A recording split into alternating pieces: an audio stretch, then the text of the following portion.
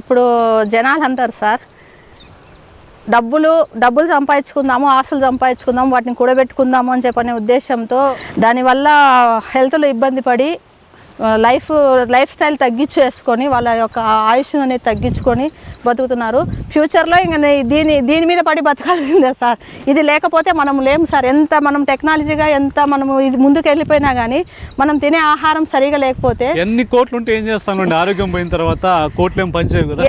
ఇప్పుడు మీరు సంపాదిస్తున్న కోట్లని hospital పాలవుతున్నాయి sir. Hospital పోతే పోయినారు, వాళ్ళు బతికినారు. కనీసం వాటిని మీరు తట్టుకోగలిగే కెపాసిటీ మనలో ఉండాలి కదా సార్. ఇమ్యూనిటీ పవర్ ఉందా సార్ మన దగ్గర? ఈరోజు మా అమ్మమ్మ వాళ్ళు 10 మందిని 12 మందిని వాళ్ళు డెలివరీ అయినా కానీ ఎంత గట్టిగా తిరుగుతున్నారో సార్. ఈ రోజు మేము ఒక 2 డెలివరీలకే మా పని అయిపోతుంది. అది కూడా సిజేరియన్. నార్మల్ డెలివరీ అయ్యే ప్రసక్తే లేకోకుండా అయిపోతుంది. ఎందుకు అంటే దాన్ని తట్టుకోగలిగే కెపాసిటీ మనలో లేకోకుండా పోవడం వల్లనే.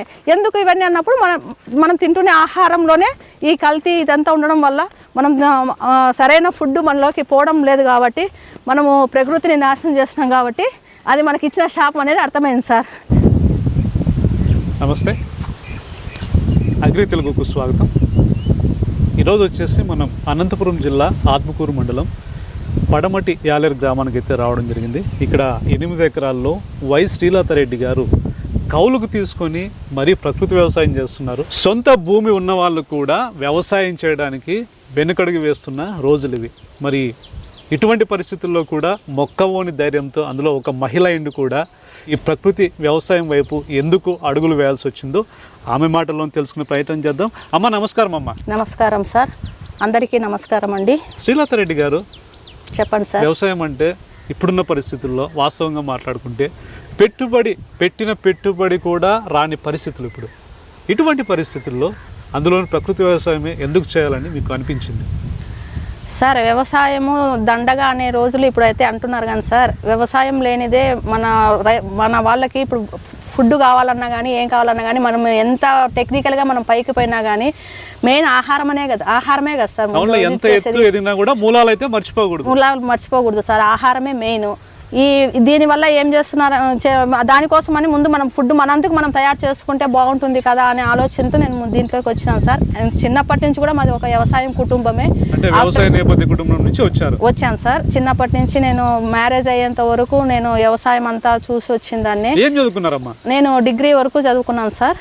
తర్వాత ఇంకా ఆఫ్టర్ మ్యారేజ్ అయింది. ఇంకా పిల్లలు ఏదో చిన్న స్కూల్, ఇక్కడికి మ్యారేజ్ అయ్యి వచ్చిన తర్వాత ఇక్కడ ప్రైవేట్ స్కూల్లో ఏదో కొంచెం టీచర్గా పనిచేసి వ్యవసాయం ఎందుకు చేయాలనిపించింది సార్? గురువు అన్న టీచరు అంటే ఒక గురువు సార్. ఏ దాంట్లో పోయినా కానీ వాళ్ళు గురుత్వంగానే ఉండాలనుకుంటారు. ఆ మాటకి తిరుగులేదు. దానికి ఇది లేదు. ఏ దాంట్లో పోయినా కానీ వాళ్ళు ఒకరికి నేర్పించాలా, ఒకరికి ఇది చేయాలనే ఇదిలోనే ఉంటారు. ఇది కూడా నేను ఈ ప్రకృతి వ్యవసాయంలో రైతులకు కూడా కొన్ని నేర్పించాలనే ఉద్దేశంతోనే నేను దీంట్లోకి రావడం జరిగింది. ఆరోగ్యంగా ఉండాలి అంటే సార్ ముందు మనం తినే ఆహారము కల్తీ లేకుండా ఉండాలి సార్. కాబట్టి ఆ కల్తీ లేని ఆహారం తినాలి అంటే ముందు దీన్ని ఏ విధంగా చేసుకోవాలనే ఉద్దేశంతో దీన్ని ఎంచుకున్నాను సార్. నేను దానివల్లనే దీన్ని ఎంచుకొని దీన్ని సాగు చేస్తున్నాను సార్. ఈరోజు ఉరుకులు పరుకుల జీవితంలో మనము పండించే ఆహారం ఏ విధంగా ఉంది అనే ఆలోచన లేకుండా మనకి మార్కెట్లో ఏది దొరికితే అది తినేసి మన జీవనం సాగిస్తున్నాము. దీనివల్ల మనకి ఎక్కడ లేని రోగాలు రావడము, తెలియని జబ్బులన్నీ వస్తున్నాయి. దాన్ని తట్టుకోగలిగే ఇమ్యూనిటీ శక్తి మనలో లేకోకుండా ఉంది. అది ఈ కుటుంబంలో జబ్బు లేని వాళ్ళు ఉన్నారు, ఈ కుటుంబంలో అనారోగ్యంతో బాధపడలేని వాళ్ళు ఉన్నారు అనే విధానం లేకోకుండా ప్రతి ఒక్కరి ఇంట్లో ప్రతి ఒక్క కుటుంబంలో ఏదో ఒక దీర్ఘకాలిక జబ్బుతో బాధపడుతున్నారు. ఎందుకు ఆ జబ్బుతో బాధపడుతున్నారు అనే ఆలోచన వచ్చినప్పుడు మనం తింటున్న ఆహారం వల్లనే ఇదంతా వస్తున్నాయి, సైడ్ ఎఫెక్ట్స్ అన్నీ ఇవన్నీ వస్తున్నాయి అని చెప్పనే ఉద్దేశంతో నేను దానికి దూరంగా మనం ఏ విధంగా బతకాలనే ఉద్దేశంతో నేను ఈ ప్రకృతి వ్యవసాయాన్ని ఎంచుకున్నాను సార్. ఇంట గెలిచి రచ్చ గెలిచాలంటారు. మరి ప్రకృతి వ్యవసాయం చేస్తా అంటే ఇంట్లో వాళ్ళు ఒప్పుకున్నారా? మీ భర్త అయితే ఏంటి, మీ పిల్లలు అయితే ఏంటి, ఇంట్లో వాళ్ళు మీకు సపోర్ట్ ఇచ్చారా? ఫస్ట్ మా భర్త అయితే ఒప్పుకోలేదు సార్. మా ఆయన ఇదంతా ఎందుకు అవసరమా, నీకు లక్షణంగా ఉండేదాంతో తిని హ్యాపీగా ఉండకోకుండా ఇవన్నీ నువ్వు లేని పనులన్నీ చేసుకుంటున్నావు, నీకు అవసరమా ఇది అని చెప్పని మా హస్బెండ్ అయితే నన్ను అరిచాడు. పిల్లలైతే వాళ్ళకి ఇప్పుడు నా కొడుకు బీటెక్ చదువుతున్నాడు, పాప 6th క్లాస్. వాళ్ళకి విషయం చెప్పిన తర్వాత వాళ్ళు నీ ఇష్టం మమ్మీ, నీకు ఇంట్రెస్ట్ ఉంటే నువ్వేం పని చేసుకున్నా కానీ మాకేమీ అభ్యంతరం లేదు, నువ్వు చేసుకొని నువ్వు హ్యాపీగా ఉంటానంటే ఏం పనన్నా చేసుకో అని చెప్పి పిల్లలైతే అన్నారు సార్. మా హస్బెండ్ అయితే ఫస్ట్ ఒప్పుకోలేదు, కానీ ఇప్పుడు నేను మొండిదాన్ని ఏదాన్ని వదిలిపెట్టను అనమాట. అనుకుంది నేను చేయాలనే ఉద్దేశంతో ఉంటాను. కాబట్టి నేను మా ఆయనని అంటే రాంగా మనం పని చేస్తున్నప్పుడు దాని యొక్క ప్రయోజనాలు అందిపుచ్చుకున్నాక ఆటోమేటిక్గా వాళ్ళలో మార్పు వస్తుంది కదా సార్. మనం మొదట్లోనే వాళ్ళు అన్నారని మనం స్టాప్ చేసేస్తే ఆ పని మనం ముందుకు పోనీలేమన్నమాట. దాని యొక్క బెనిఫిట్స్ తెలుసుకున్నాక వాళ్ళలోనే మార్పు వచ్చి రెడీ సరే చెయ్యి అని చెప్పి ప్రోత్సాహం ఇస్తారనే ఉద్దేశంతో నేను ఫస్ట్ మా ఆయన వద్దన్నా కానీ ముందడిగేసి దీంట్లోకి రావడం అనేది జరిగిందనమాట. మరి ప్రకృతి వ్యవసాయం చేయాలంటే అంతో ఇంతో కాస్త అనుభవం ఉండాలి. మరి ఎట్లా మొదలు పెట్టారు? ఒకేసారి పొలము కౌలుకు తీసుకొని చేస్తున్నారా, లేకపోతే ఇంతకుముందు ఏమన్నా అంటే ఆ ప్రాక్టికల్ నాలెడ్జ్ సంపాదించారా? ఏ విధంగా అంటే సార్ నేనైతే ఎవరి దగ్గర ట్రైనింగ్ చేయడం కానీ ఎవరి దగ్గరకన్నా పోయి చేసుకొని రావడం కానీ అవన్నీ ఏం చేయలేదు సార్. నేను యాక్చువల్గా హెల్త్ ఇష్యూస్ వచ్చాయి సార్. నాకు బ్యాక్ బోన్ ఆపరేషన్ కావడము, అది స్కైలర్ ఆపరేషన్ కావడము, కొన్ని విషెస్ వచ్చాయన్నమాట. దాంతో నుంచి నేను స్కూల్ మానేయడం జరిగింది. ఆ ఫ్రీ టైంలో ఊరికే ఉండకుండా యూట్యూబ్ ఛానల్స్ వచ్చినాయి కదా సార్. ఇప్పుడు సోషల్ మీడియా వచ్చింది కదా. ఆ సోషల్ మీడియాలో ఈ కలగూర గంప, పట్నంలో పల్లెటూరు పద్మా గారి వీడియోస్, సాయిలీలా గారి వీడియోస్, వాళ్ళందరివి తోటి మహిళా మనుల యొక్క వీడియోస్ అవన్నీ చూస్తూ ఉండినాను అనమాట.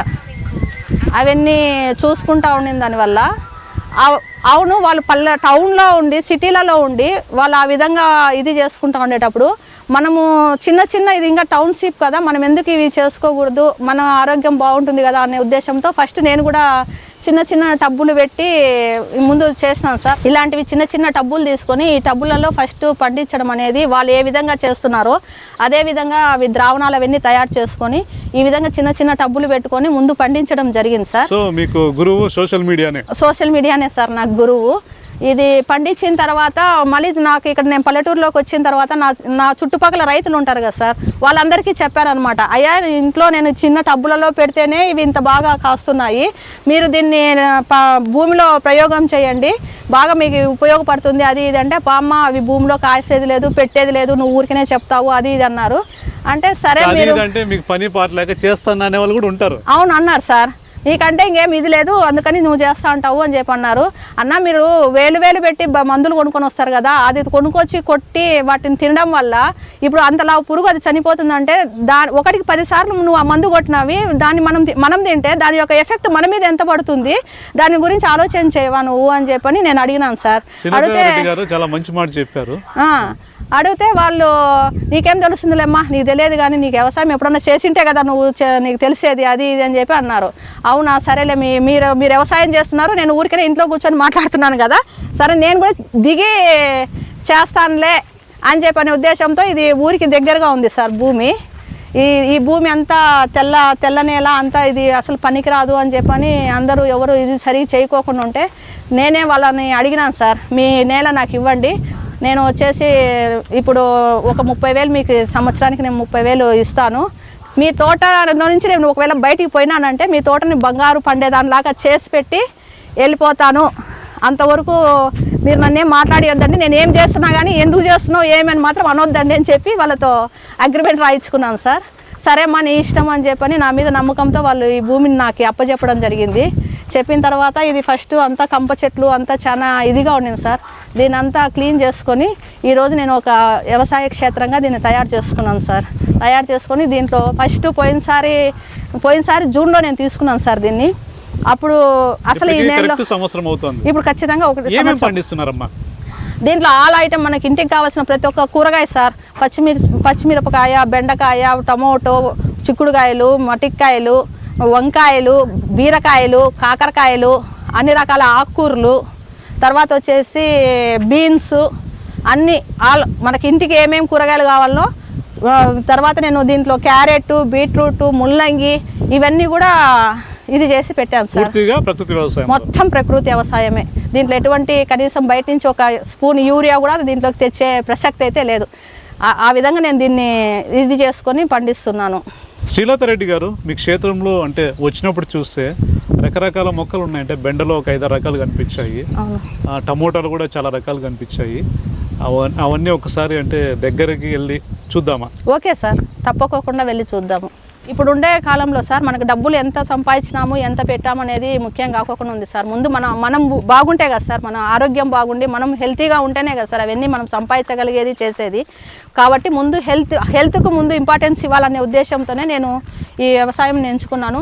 ఇప్పుడు చాలామంది ప్రకృతి వ్యవసాయంలో పండ్లు మాత్రమే పండిస్తున్నారు సార్. అవి మనము పండ్లు అనేది ఎప్పుడో ఒకసారి పూటకి ఒకసారి 2 సార్లు మాత్రమే తినగలము.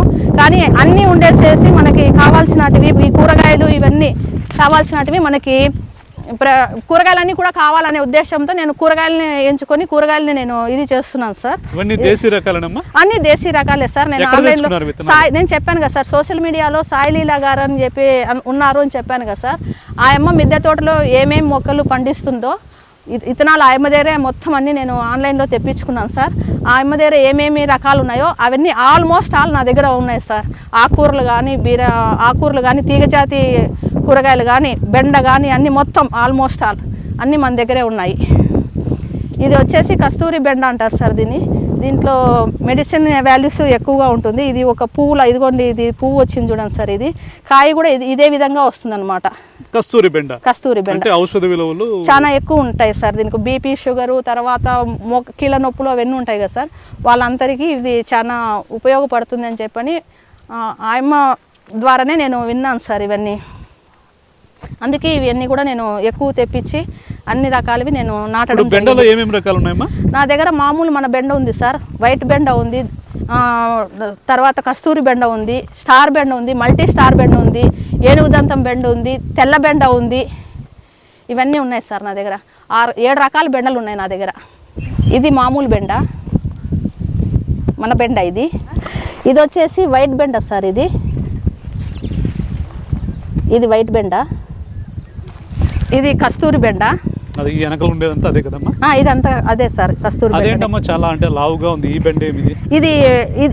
ఇది వచ్చేసి సార్ దీన్నే అంటారు సార్, ఇది చెట్టు బెండ అంటారు సార్. ఇది కాయ ఇది ఇంత పొడవుగా వచ్చేస్తుంది. ఒక 4-5 అయితే మనకి ఇంటికి సరిపోతుంది సార్. ఇవన్నీ చెట్టు బెండలు సార్. ఇవన్నీ ఇది కూడా చెట్టు బెండ. ఇతనం కోసం తీసి పెట్టాను. ఇది చెట్టు బెండ. ఇవి వైట్ బెండ సార్, తెల్ల ముళ్ళ బెండ సార్. అది అంటే ఒకప్పుడు పల్లెల్లో బాగా ఉండేది. అవును సార్, ఇప్పుడు చూద్దామన్నా లేవు. అదే సార్ తెల్ల ముళ్ళ బెండ. ఇది మల్టీ బెండ సార్. బెండలోనే ఇది మామూలు ఇదిగానే ఉంటుంది. ఇది ఒక సైడ్ గ్రీన్, ఓ సైడ్ రెడ్ వచ్చి ఉంటుంది. ఇది మల్టీ బెండ సార్. ఇది ఒక పక్క రెడ్ కలర్, ఓ పక్క గ్రీన్ కలర్. ఇదిగోండి ఈ పక్క రెడ్డిష్ గా ఉంటుంది. అది మల్టీ బెండ సార్. అది మల్టీ స్టార్ బెండ సార్. ఇది స్టార్ రకము, మల్టీ స్టార్. ఇందాక పొడుగు రకంలో ఉంది. ఇది మామూలు star sir, star multi colour. ఇది వచ్చేసి స్టార్ బెండ సార్.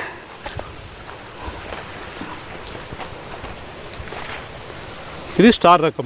ఇది స్టార్ బెండ. ఇందాక చూసినది మల్టీ కలర్, ఇది తెలుపు రంగు మామూలు బెండ సార్. ఇది స్టార్ లో ఇది ఒక కలర్ అన్నమాట. అది గ్రీన్ రెడ్ ఉంటుంది. ఇది ఓన్లీ గ్రీన్ సార్. రెడ్ బెండ సార్. Red colour. ఇది రెడ్ కలర్ బెండ సార్. దీన్ని ఏనుగు దంతం బెండ అంటారు సార్. ఇది ఏనుగు దంతాలు ఎంత పొడవు ఉంటాయో అట్లా పొడవుగా వచ్చేస్తాయి. ఇది ఇత్తనం కోసం అని నేను వదిలాను సార్. ఇది ఇంత పెద్దగా ఉంటాయి. ఇక్కడ మీకు కనిపిస్తాయి. ఇదంతా కస్తూరి అమ్మ. ఇది అదంతా కస్తూరి బెండ సార్. అదే గుబురుగా ఉన్నాయి. ఇది దోస సార్, వైట్ దోస అంటారు దీన్ని. ఇది ఎక్కడ చూడలేదమ్మా. వైట్ ఇది కూడా సాయిలీల అమ్మ దగ్గరే తెప్పించాను సార్ నేను. ఇంకా లావ్ అవుతుందా? ఇంకా లావ్ అవుతుంది. ఇంకొంచెం ఇప్పుడు ఇది మీడియం సైజులో ఉంది సార్. ఇంకా ఇంత డబల్ అవుతుంది సార్. ఇది సో ఇవన్నీ విత్తనం కోసం పెట్టారు. కొంచెం విత్తనం కోసం పెట్టాను సార్. ఇదండి శ్రీలత రెడ్డి గారు దాదాపు 8 ఎకరాల్లో ఈ రకరకాల కూరగాయలు అయితేనేమి, ఆ కూరగాయల్లో కూడా విభిన్న రకాలైతే విత్తనం సేకరించి సాగు చేస్తున్నారు. ఇప్పుడు బెండ అయితే చూపించారు. ఇంకా నెక్స్ట్ టమోటా ఉంది, బీన్స్ ఉందంట, గోంగూర వేశారు. ఇంకా ఏమేమి ఉన్నాయో మనం తెలుసుకునే ప్రయత్నం చేద్దాం. అదేవిధంగా ఇప్పుడు నేను ఇవి కూడా తీగ జాతి ఏమేమి వేస్తున్నారమ్మా? ఇక్కడ ఇవన్నీ వచ్చేసి సార్ తీగ జాతి. ఇది పొట్ల సార్. ఇదంతా పొట్ల. ఇది పొట్లకాయ. ఇది తర్వాత వచ్చేసి ఇవి long beans, dark long beans అని చెప్పని బీన్స్ సార్. ఇవి బీన్స్ ఇవి మీటర్ పొడవు బీన్స్ అంటారు. ఇవి డార్క్ బీన్స్. ఇవి తర్వాత ఇది ఆకుకూర సార్, మొత్తము నెమలి ఆకుకూర. ఇవి బీన్స్, అవి విత్తనానికి వదిలినాను సార్. ఇది బీన్స్ కూరకి స్టార్టింగ్లో ఉండేది ఈ టైప్. ఇది ఉంటే బీన్స్ సరిపోతుంది. ఇదంతా తోటకూరమ్మా? ఇదంతా వచ్చేసి నెమలి తోటకూర సార్. ఇది ఆకుకూరలోనే నా దగ్గర నెమలి తోటకూర, తర్వాత గ్రీన్ తండాకు, చెంచులాకు ఇది కాదు సార్, ఇది నెమలి ఎర్ర తోటకూర. ఎర్ర తోటకూర సార్, ఇది ఎర్ర తోటకూర. ఇది తర్వాత దీంట్లోనే పలకలాకు ఉంది, పలకలాకు, చుక్కాకు. ఇది చుక్కకూర. ఇది చుక్కకూర సార్, చుక్కకూర, పలకలాకు అంతుంది. మీకు ఇంకొక విషయం చెప్పదలుచుకున్నాను సార్. దీంట్లో ఇప్పుడు మామూలుగా మనకి ఇప్పుడు ఆకుకూరలో మనం మార్కెట్లో దొరుకుతాయి కదా సార్ ఆకుకూరలు, అవి కూడా బీన్సే సార్. నల్ల బీన్స్? బీన్స్ ఇవి కూడా, ఇవి మామూలు బీన్స్, తీగ. ఇది బీన్సే. లాంగ్ బీన్స్ లో ఇది చెప్తున్నారు మీరు, రెడ్ బీన్స్ సార్. ఏదో చెప్పాలని చెప్తున్నారు. అవును సార్, ఇది రెడ్ బీన్స్.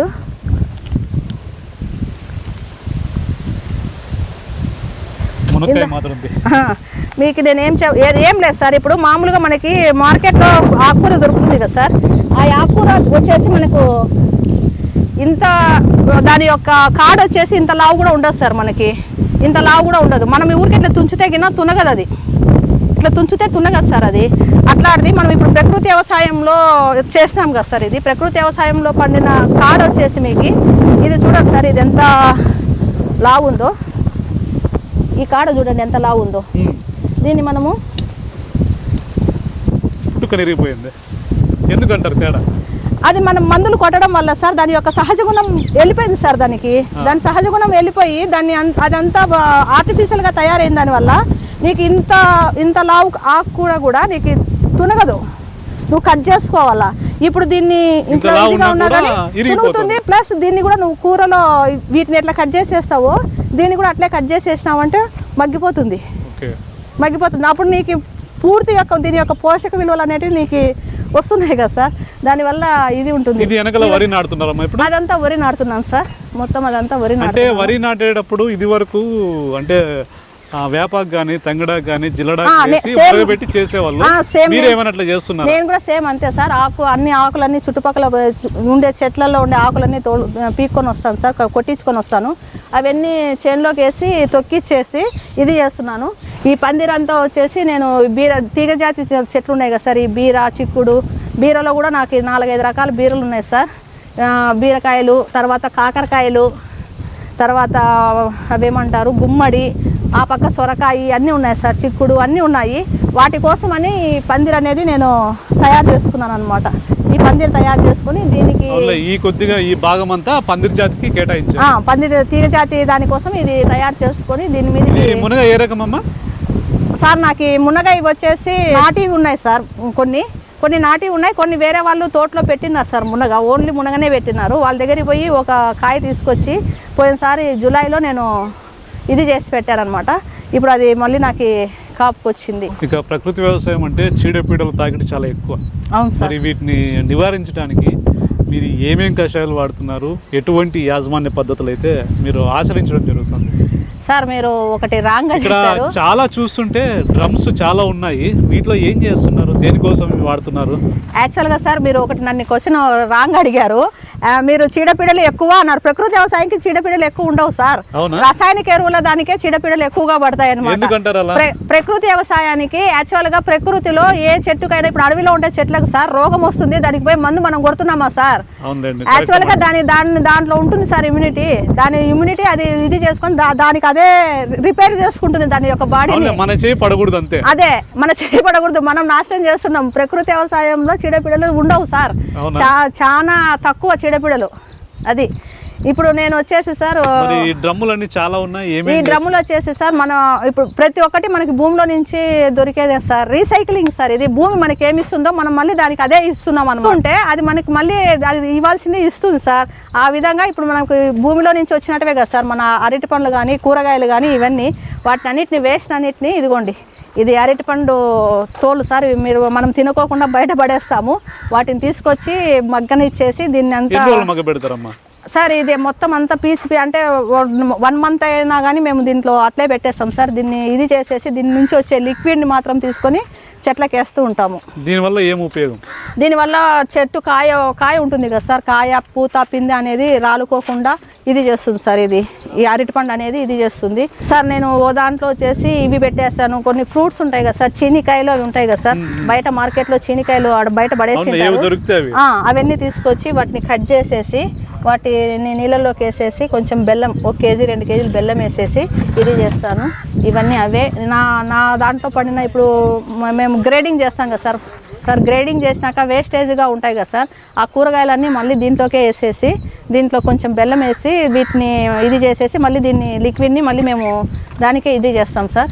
ఇది వచ్చేసి తిరిగి బంగారంగా మార్చుకోవచ్చు. ఇది వచ్చేసి జీవామృతం సార్. ఇది ఇప్పుడు రెడీ అయి ఉంది. దీన్ని మేము పొలంకి ఇది చేయాలి సార్.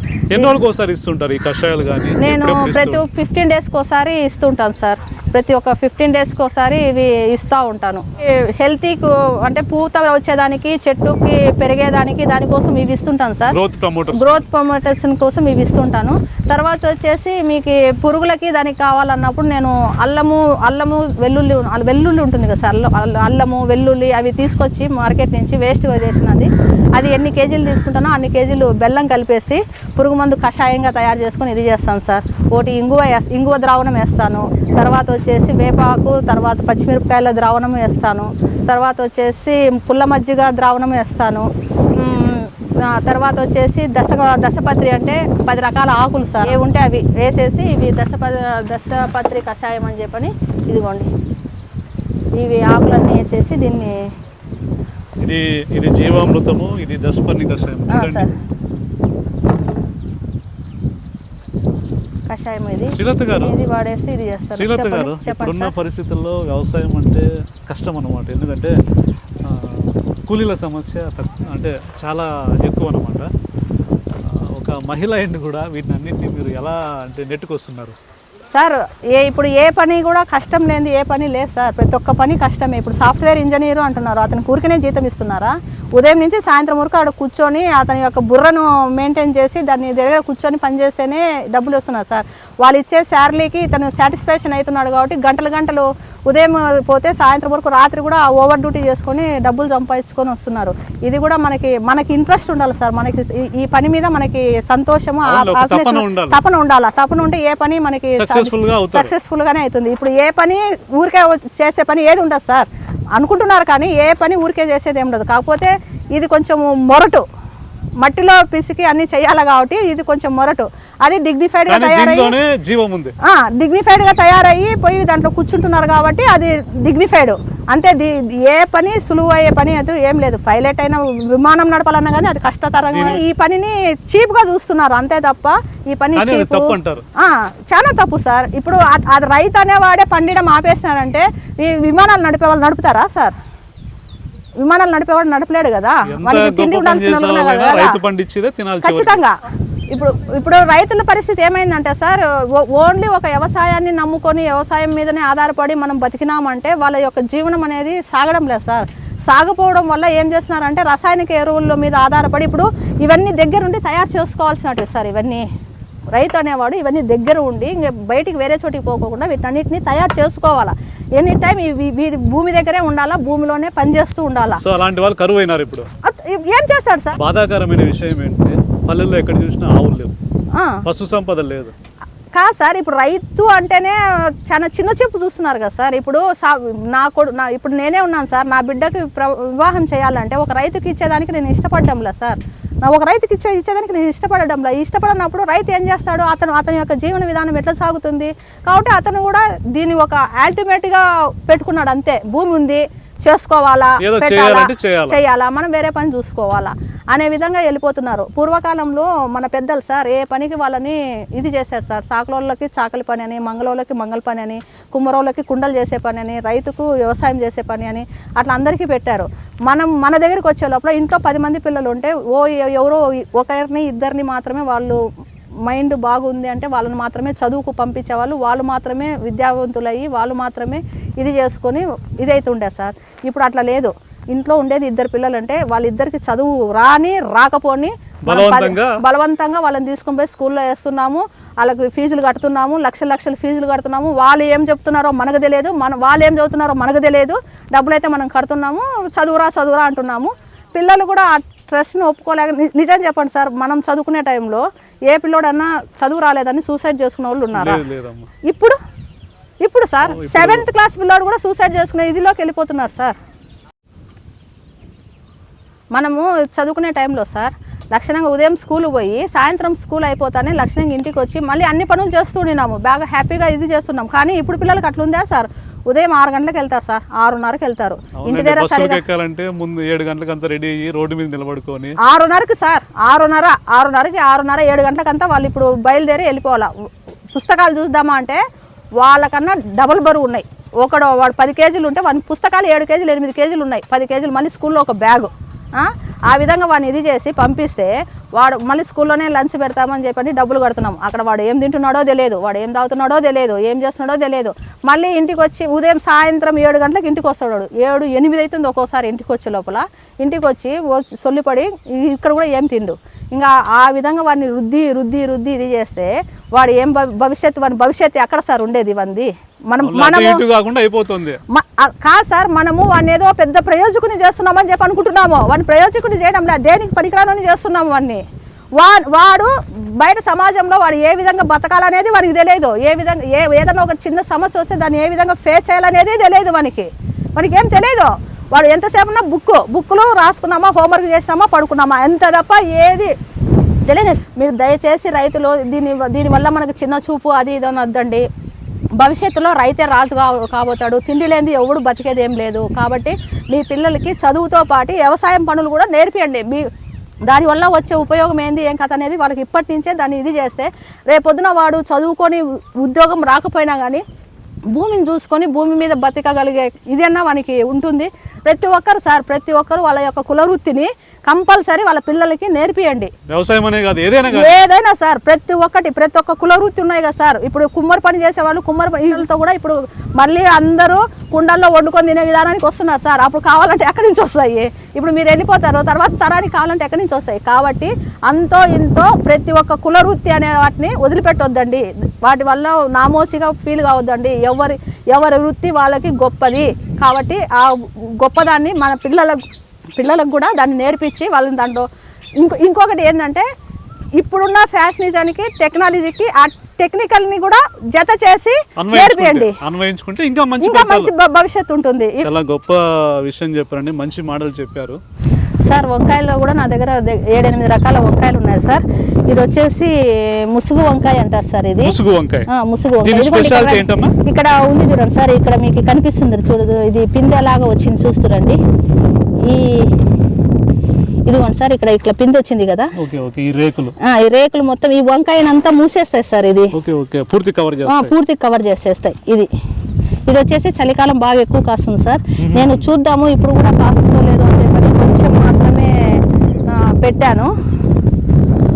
అదే దీంట్లో వంకాయలలో కూడా సార్ నా దగ్గర ముళ్ళు వంకాయ, వైట్ రౌండ్, తర్వాత ఓవెల్ షేప్లో ఉండే వంకాయలు, తర్వాత ముళ్ళు వంకాయలు, గ్రీన్ వంకాయ, మామూలుగా రాయదుర్గం వంకాయలు అంటారు కదా సార్, ఆ వంకాయలు, గుత్తి వంకాయలు, తర్వాత మనకు సూపర్ మార్కెట్లలో వాటిలో దొరుకుతాయి సార్ జంబో వంకాయలని పెద్దగా పచ్చడికని ఇది చేస్తారు కదా, ఆ వంకాయలు అవన్నీ కూడా నాకు ఇక్కడ అవైలబుల్లో ఉన్నాయి సార్ నా దగ్గర. ఇది వచ్చేసి మట్టికాయలు సార్, గోరుచిక్కుళ్ళు ఇవి చూడండి, గోరుచిక్కులు అన్నీ ఏ విధంగా ఉన్నాయో. ఇప్పుడు నేను 4-5 సార్లు హార్వెస్ట్ కూడా చేశాను వాటిని. ఇవి వచ్చేసి చిక్కుడుకాయలు సార్, ఇవి మామూలు మన చిక్కుళ్ళు. ఈ చిక్కుల్లో కూడా నా దగ్గర రకాలు ఉన్నాయి సార్. ఎరుపు చిక్కుళ్ళు, రెడ్ చిక్కుళ్ళు, తీగ చిక్కుడు ఉంది, ఇది చెట్టు చిక్కుడు అంటారు సార్ దీన్ని. ఎక్కడే కానీ అంటే పురుగు సమస్య అయితే లేదు సార్. ఇప్పుడు కెమికల్స్ కొడితే మా చెట్టు ఇంత పొడవు పెరుగుతుంది, అంత లావు వస్తుంది అంటారు కదా సార్. ఇప్పుడు నేను కెమికల్స్ ఏమి కొట్టలేదు. ఈ చెట్లకి ఇప్పుడు ఇవి పెరగలేదా సార్? చాలా బాగున్నాయి. వీటికి ఇప్పుడు ఇంత వర్షం పడింది సార్, వాటికి కానీ ఎక్కడే కానీ ఇప్పుడు మచ్చ తెగులు కానీ ఇంకోటి కానీ బూజు తెగులు ఎక్కడన్నా కానీ ఉందేమో చూడండి సార్. ఎటువంటి ఇదైనా చూడండి, చాలా సహజంగా పెరుగుతున్నాయి సార్. ఇప్పుడు ప్రకృతి వ్యవసాయం వల్ల మనకు వచ్చి, కాకపోతే ఇక్కడ ఉండాల్సింది ఓపిక సార్. రైతు పని చేయకోకుండా రైతాంగంతో పాటు వేరే వాటికి పోతున్నాడు కాబట్టి ఆ విధంగా తయారవుతుంది. రైతు ఏం చేస్తున్నాడు అంటే వ్యవసాయం మీద పెట్టాల్సిన ఎథిక్స్ అని వాడు తీసుకొని పోయి వేరే దాని మీద పెడుతున్నాడు. ఇక్కడ భూమి ఉంది కాబట్టి పండించాలంటే పండించాలా, పెట్టాలంటే పెట్టాలా అని చెప్పని ఉద్దేశంతో వాటిని పట్టించుకోకుండా ఆడ మార్కెట్లో ఏవైతే దొరుకుతున్నాయో వాటిని వేసేసి వాటిని మాత్రమే ఇది చేసేసి వాటిని చేయడం వల్ల మనకు ఆ సహజమైన మనకు కావాల్సిన ఒరిజినల్ ఫుడ్ మనం తినకోకుండా కెమికల్తో కూడిన ఆహారాన్ని మనము తింటున్నాం సార్. అంత తప్ప ఇంకా ఇక్కడ వేరే ఇది అనేది లేదు. శ్రీలతారెడ్డి గారు, ఈ 8 ఎకరాల్లో ప్రకృతి వ్యవసాయం చేస్తూ అంటే మంచి వివిధ రకాల కూరగాయలు అయితే సాగు చేస్తూ మంచి దిగుబడులు సాధిస్తున్నారు. ఇంకా ఈ వ్యవసాయం మరింత అంటే అభివృద్ధి చెందాలని మనసారా కోరుకుంటూ మంచి వివరాలు తెలియజేసినందుకు ధన్యవాదాలమ్మా. ధన్యవాదాలు సార్. నమస్కారం. నన్ను కూడా మీరు ఇంటర్వ్యూ చేసినందుకు, నా గురించి మీరు నేను చేసిన కష్టాన్ని మీకు 10 మందికి తెలియజేసినందుకు మీకు కూడా మీకు ధన్యవాదాలు తెలియజేస్తున్నాను సార్. ఇప్పటికైనా కానీ రైతుల్ని గౌరవించడం నేర్చుకోండి. రైతుల్ని ఎప్పుడైతే మనం గౌరవిస్తామో అతడు కూడా మనకు కరెక్ట్ అయిన ఫుడ్ని మనకు అందిస్తాడు. ఇప్పుడు మనం ఎప్పుడైతే రైతుల్ని చిన్న చూపు చూస్తామో అతడు ప్రత్యామ్నాయం ఎదుకున్నాడంటే మన ఆరోగ్యాలు మన జీవితం యొక్క ఇదిని మనం కోల్పోవాల్సి వస్తుంది. కాబట్టి దయచేసి ఇప్పటి నుంచైనా రైతుని గౌరవించడం, అందులోనూ ప్రకృతి వ్యవసాయం చేసే వాళ్ళని మనం కాపాడుకోవాలి. వాళ్ళకి ఇంకా మార్కెట్ రేట్ కంటే 10 రూపాయలు ఎక్కువ ఇస్తే వాళ్ళకి మరింత ఉత్సాహం కలుగుతుంది. చేసి మంచి ఒక పక్క మంచి ఆహారం ఇచ్చామనే తృప్తి ఉంటుంది, చేసిన దానికి తగిన ప్రతిఫలం కూడా ఉంటుంది. ఇంకొకటి సార్, మీరు సంపాదించిన సంపాదన అనేది మీ యొక్క ఉన్నతికి ఉపయోగపడాలా కానీ మీ యొక్క మీ యొక్క స్థితిగతుల్ని దిగదార్చేదానికి ఉపయోగపడకూడదు. ఎందుకంటే ఇప్పుడు మీరు నెలకి ఎంత హాస్పిటల్కి మీరు ఖర్చు పెడుతున్నారో అనేది ఒకసారి మీరు ఆలోచన చేయండి. ఆ దాంట్లో మీరు ఇక్కడ రైతులకు ఇచ్చేదాన్ని గిట్టుబాటు ధర ఇచ్చి అతన్ని ప్రోత్సహించినారంటే మీ ఆరోగ్యం బాగుంటుంది, మీ కుటుంబం బాగుంటుంది, అతను బాగుంటాడు. కాబట్టి దయచేసి మీ అందరికీ ఇంకొకసారి నేను తెలియజేస్తున్నాను, రైతుల్ని మాత్రము చిన్న చూపు మాత్రం చూడొద్దండి. రైతుని చిన్న చూపు చూసినామంటే మనకే భవిష్యత్ అనేది ఉండదు. భావితరాలకి మనము శూన్యం చూపించిన వాళ్ళం అవుతాము. జై జవాన్, జై కిసాన్.